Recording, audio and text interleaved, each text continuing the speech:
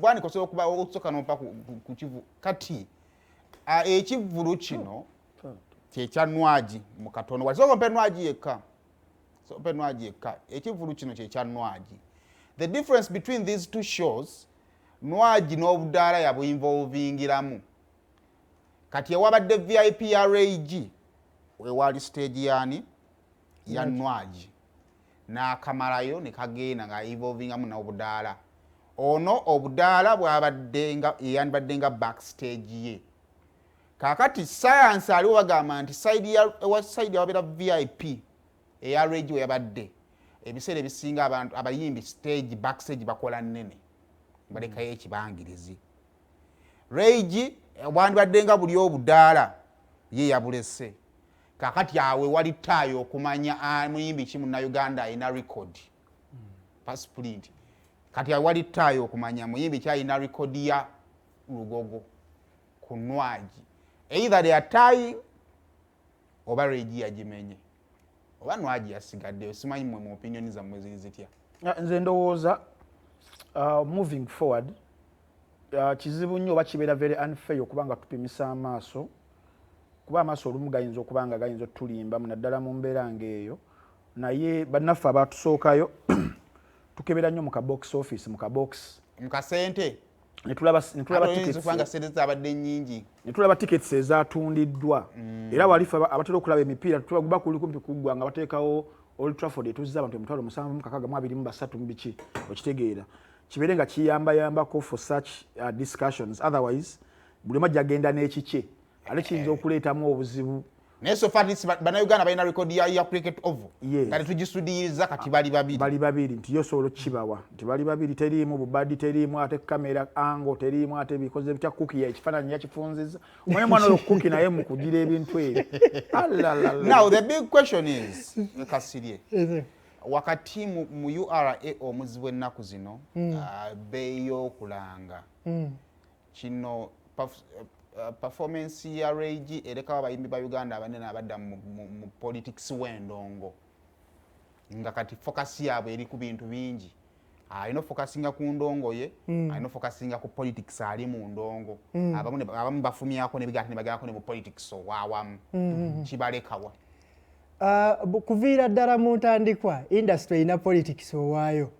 naye okwawukanako ne industries endala engeri gye zizannyamu politics waazo eriyo industry ng'abaafuuka ab'amaanyi bazanya politics wa kuzimba. Eriyo industry nga abasajja bazimba ne bakola labels ezisobola okuharmonizing embeera y'endongo nga zikwasaganya ba artist abapya ababa bazze n'abantu abalala be beetaaga nga bali mu media n'ebiringa ebyo. Okwawukanako wano ewaffe nti bannaffe abaatusookayo abanene politics gwe babadde nga bazanya abadde wa kumenya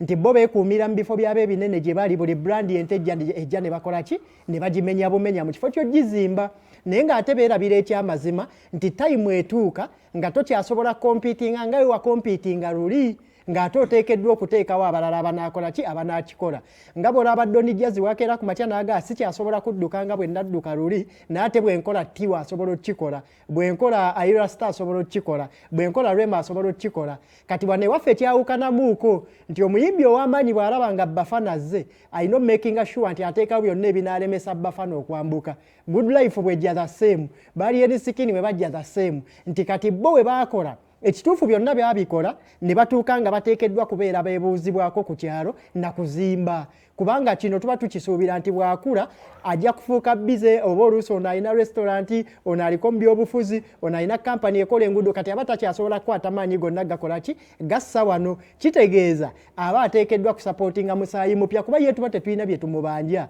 bw'obitunulira okusinziira mu kaseera we yabeererawo ne byaba yasobola okukolako aba yabikola ki aba yabikola okitegeera. Kati wano we balina okutulagira nti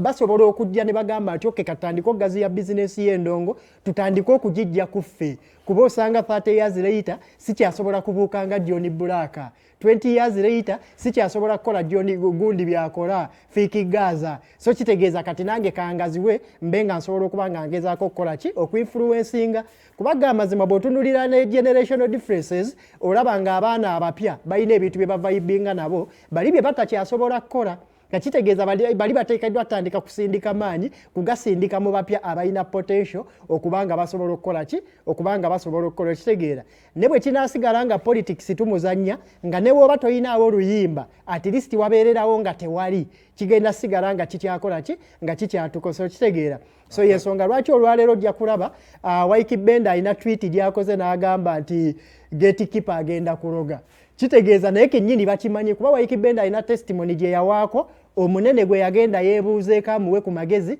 n'amuwa akatwa 6 years later yejjusa amagezi omuntu ge yakola ki ge yamuwa kitegeera kakitegeeza bakulu baffe balina okukimanya nti ke kaseera kye baafunako ku stage baakifuna amaanyi ge bagakozesa kati balina obuvunaanyizibwa obw'enjawulo obwabagattibwako tebakyasobola kubaawo wano kati wano balekewo wakule ne baba nga tebasobola contributinga naye at least baleke abaana bakule omuzannyo gweggule. Okay, Ntambi nga tumaliza topic eyo. Yesebo. Ndoza kisokera ddala endongo ya Uganda it is very unfortunate okutuuka n'olunaku olwaleero nga tetunakubeera nga tugiwa template yeeko erina kubeera ng'etambulira nti buli muntu ajjamu bubwe ajjamu n'ebiruubirirwa ebibye era olumu kasamala kubeera nga abyakivinga abaala abaddako tayinza kubanga abatemera mu fulejje amazzi mugayinza kubeera nga gayitira amabi esobole okubeera nga side eri thrivinga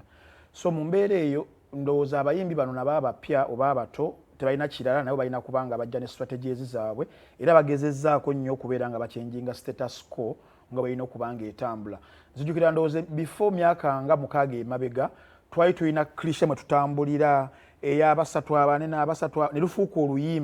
oluyimba era nga lwalemesako ko abantu abalala okubeera nga bareachinga their full potential ne olaba generation yeneze at least emyaka 5 emabega bajja ne babeera nga breakinga chains ne breakinga barriers zaabwe ne bajja n'ekyabwe ne bakiriisa abantu era abantu ne babeera nga babaagadde nnyo ne wabeerawo embeera nti nno basharinga almost fan bases nga zaagala okubeera nga zezimu oba nabo okujja n'abantu baabwe nti olaba nti luli omuyimbi teyakolanga kivvulu singa tewaalingawo maybe endorsement y'omu ku banene abasatu probably era nga oli singa bagimu mawulira bubi nnyo okiraba nekale saba zino omuyimbi asobola okujja n'abeera nga alina strategies ze ne promoter wa mulese n'ayita mu kyaba alina okubeera nga ayitamu n'atusoosootera n'abeera nga afuna abantu be naye ebeere nga factor y'obulamu bwe tubeeramu nti nno change at the end of the day ina okubeera nga ejja mu kaseera konna temujja kubeera nga mulina bakaguja abalina industry mu mikono gyabwe naye ekkirizo bagaana change ejja kujja nga bakaguja abo balina okusooka ne baddako kebbali oba kitegeera bano abaana ne batekinga charge so kyendaba era I'm very happy mu generation eno empya eriwo ey'abaana bali mu kubeera nga bagezaako making things to happen the likes of Regent industry kumpya tannaba nagimala mu myaka 5 egyekutte ninasobola okubeera nga akola ekintu ng'ekyo kitwalabe olunaku olwajjo nga te mulimu n'abayimbi abaludde mu ndongo myaka 20 oba 15 naye nga tebanana kufuna mbaga eyo kuba mu music embaga y'omuyimbi ebeera concert naye okubeera nti abasinga tebanaba kukola n'abakozi ab'amaanyi okulaba nti maybe era nga wetudiscussinze wano gwekenyini n'ogamba nti n'enamba zessaawa zino ku muntu afiirinze cricket oval omwana ng'oyo omupya yakajja wabeera nga ali mu discussion ya ani asinza okuba nga ajjuzaawo erinnya we libeeramu kiba kitegeeza ky'amaanyi nnyo ku generation eno eriwo singa beekwatira awo then mukama n'abayamba bano ba gatekeepers singa bamala ne bazuuka ne barealizinga nti at least baalemererwa luli nga tebalina busobozi naye essaawa zino singa babeerako be bayamba okuteekawo maybe okulobingira ddala ku structure eyinza okubeerawo naddala mu policy making industry nebeera ng'ekola ki ng'ethriving kale tumaliriza